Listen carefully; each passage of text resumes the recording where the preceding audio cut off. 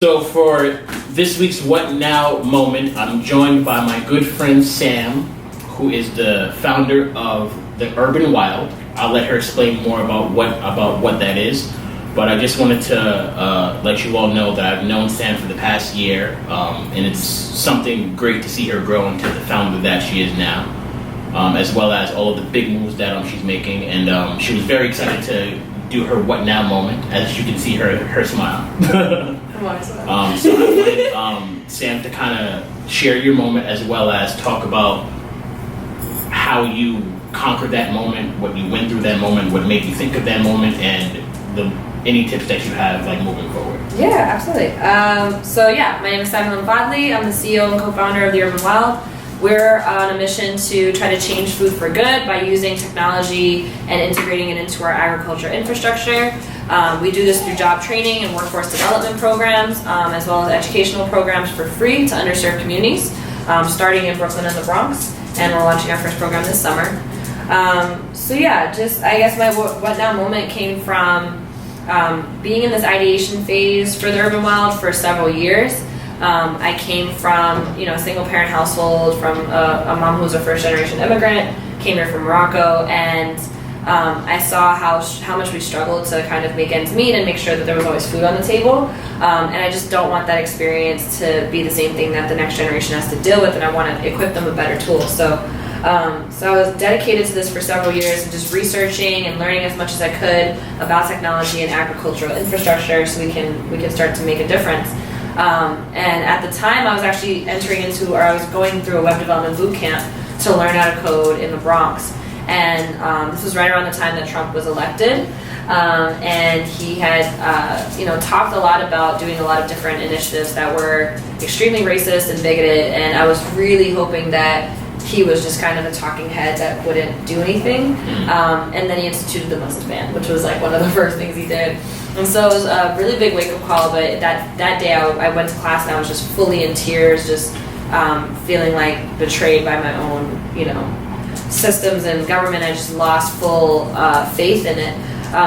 But it also kind of had this effect of realizing that power is not necessarily how we viewed it for the longest time. It's not necessarily as difficult as we believe as it is to come to power, and it's not that difficult to do terrible things with it. So it probably isn't as hard to do great things with it by that same right. So the very next day I went ahead and applied for my first grant and went ahead and started working for different nonprofits and technology companies, so I could learn as much as possible about how to build a business from start to finish that has a social good impact. And so now we're here, and I think that the beautiful part about this really troubling and difficult administration was realizing that there really isn't any time to waste, and that we are the people that are going to be the best suited for solving the problems of our future. And by we, I mean the entrepreneurs and dreamers who have had to struggle through the systems the most. And we don't necessarily need to put our faith in other people to do those things. We can trust ourselves to do it. And it kind of pushed us to wake up and do those things sooner than we expected, which isn't necessarily the worst thing. Cool. I want to turn this to more of like a conversation now. About time. Yeah.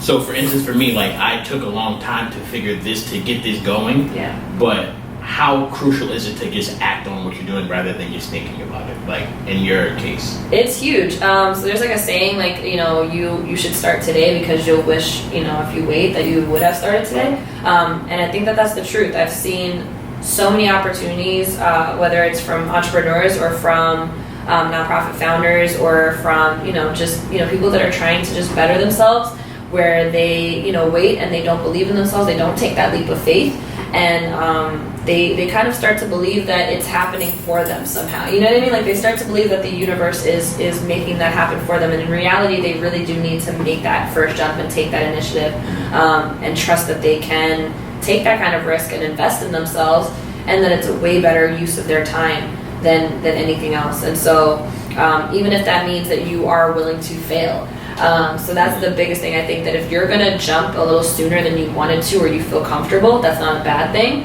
That's just a sign that you do need to prepare yourself for the idea that maybe you won't have all the right pieces at the right time, and that's okay. Like you just need to trust that you will figure it out, and you will recover from failure, and you will kind of push through that when you need to. Cool.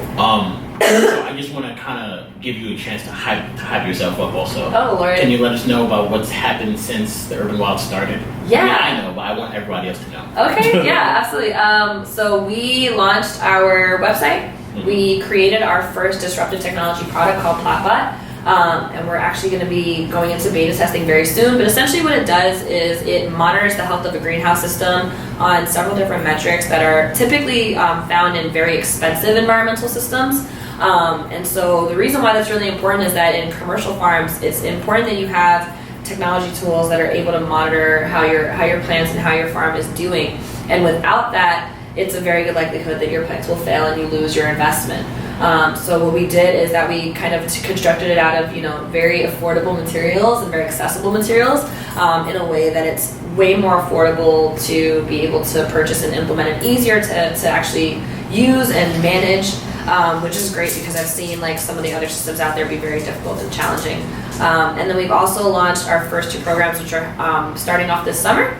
One is a 12-week training program. It's hands-on, and we're going to be building out an aquaponic farm from start to finish with at least 10 underserved youth from the Bronx and Brooklyn, and teaching them the basics of agriculture, technology, infrastructure, and industry when it comes to starting a career in ag tech, which right now is a huge booming industry, but it just does not have necessarily the diversity and the kind of accessibility that you would want in emerging industries, so. When starting Urban Wild, what was some of the earliest challenges you had, like in terms of like finding grants, finding the right team, Oh, like Lord. All of it. How was that like? All of the above.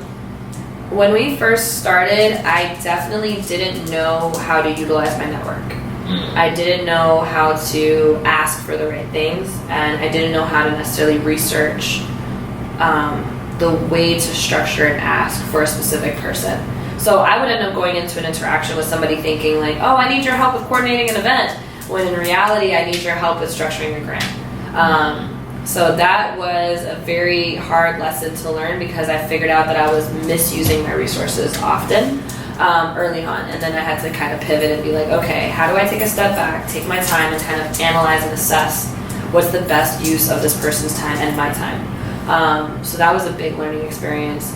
And then also, when it came to the Urban Wild, we started off as kind of a little bit more of a low-touch, low-impact idea, where it was like we wanted to make like these edible forests out of community gardens and modernize them and make them really cool and fun, and turn them into community centers, which is still an aspect of the model, but is nowhere near what we're doing now in terms of like, now we've integrated the technology component, and that's what kind of brought it all together. Gotcha. So it took a long time to really understand that there was pieces of the industry that were missing and had these large gaps, whether it was the fact that the average farmer in the US is 65 years old, or whether it was the fact that, the average farmer in the US is 65 years old, so the workforce itself is completely aging out. And then there's 60,000 jobs being created annually, but you don't hear about any of them. So that sucks. And then there's $3 trillion in annual revenue and $3 billion in investment, and none of that comes back to the communities that really suffer from food scarcity the most. And so all of that said, these systems, they end up using 90% less water, like aquaponics and hydroponics use 90% less water, produce 4 times the annual yield, produce a protein source, and they require absolutely no soil. So they are absolutely like a really viable option for fighting food and water scarcity, which is a major issue on the horizon globally and locally even. And so we're going to be hearing a lot more about that water scarcity is a problem that we need to solve and fix our food infrastructure to suit. So we're just kind of trying to prepare the workforce for that coming issue and make sure that our students know how to go out into their communities, build these farms from scratch, and implement them in ways that are sustainable and scalable. Got you. Wow, I didn't know that the farmers. This is fun. Oh yeah, we need a way more youthful workforce for sure. And we definitely. I had no idea about that. And I think the beautiful part is that because the workforce is so much older, they do come with this amazing amount of experience, but they also have an opportunity to integrate. And so a lot of things that have happened with like the lack of arable soil, which is like the ability to actually farm onto the land. Like right now, there's these massive droughts happening because of the way we farmed for so many years. It's just left the soil so damaged, and now we don't have the kind of rains that we used to have that can support it. So if you were to go to like a system like aquaponics or hydroponics, it leaves the option for what's called regenerative farming. And so that means that the soil can come back. Nature is very, very resilient, and we have the ability to kind of help her recover if we give her a break. And in order to give her a break, we have to make sure that these farmers have alternative methods of farming. And so that's where, you know, our ideas and our systems can come in, and we can support that with the technologies. We can support that with our staff and with these teachings, so we can make sure that this is something that's accessible for all. How hard is it, or do you have a problem when you're working with the older workforce? Like, are they kind of like resistant to what you're doing? 100%. I feel like that's another what now moment, like within itself. Oh, there's been so many of them for sure. I've had a lot of what now moments just in this process. Welcome, Rocky. Rock. Welcome, All Rocky. right, come on. Come here. Go down. Yeah. Come here. Man, I've had a lot of like what now moments in this process, but I actually don't see it as that big of an issue anymore, only because I think that if we can effectively prove the return on investment and make sure that there's really easy pathways to integrating into it by like making really accessible technologies that are way more affordable, it kind of like destigmatizes the idea of bringing in technology, even if you are an older person or if you have more traditional methods or values. I think that one thing that speaks to everybody is, am I losing on my bottom line? So if we can save, so I think that speaks to a lot of Americans and allows us the opportunity to kind of come in and say, you know, we can help you. So let's help you, you know? Yeah. Do you feel like, well, this is me just asking, just me being curious. Do you feel like with what you're doing, are there certain crops that can like really grow from this, or like is it all crops? So it depends. So there's different crops that use different systems. So for example, growing in aquaponics, like kale, cabbage, spinach, those are amazing for it. Tomatoes, not so great, but in hydroponics, they're amazing. Same with strawberries. So yeah, different crops grow best in different systems. And so what we really want to do with our training is make sure that on day one, the students that come in are essentially pitching to us, like, what is their dream farm? Like, what does it look like? Where does it live? What kind of things do they want to grow? Is it big? Is it small? Is it like a commercial scale farm of just like butterhead lettuce or butter lettuce? Or is it something really complex, like something that's like a cash crop or something that's really rare fruits that they need to have really controlled environments to execute? And then based on that idea, build out what that looks like from start to finish throughout the program. And at the end, have them pitch their idea through a business model canvas and having all those components built out that we help them support their idea with. And so it really does depend. There's different kinds of systems. There's raft systems that you can use, NFT systems, ebb and flow systems. There's different ones that you can use for different crops. So we want to make sure that we give them the kind of knowledge that they need to navigate how to kind of cater to different things, and even be able to have kind of multifunctional farms. So if you want to grow hydroponics something here, and then you want to grow aquaponics something there, and you want to grow mushrooms in the back, let's do that. And make sure that we have kind of an ecosystem that still uses the biomimicry basics throughout the farm to support it. Gotcha. What's your favorite crop to grow?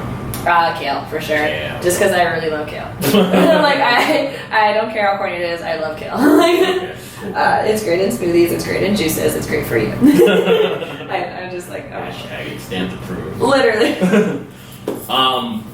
So for me, I'm always teaching students how to adapt to the business world, like if they're in the corporate world or startup world. Yeah. So little things that they should know, like basically how companies are trying to find them, knowing that this is more of like a job seeker's world. Yes. But in the terms of ag tech, like what should a student know? Like I'm pretty sure what a student thinks it is not really what it is. Yeah. So how can they kind of adapt to what's going on now?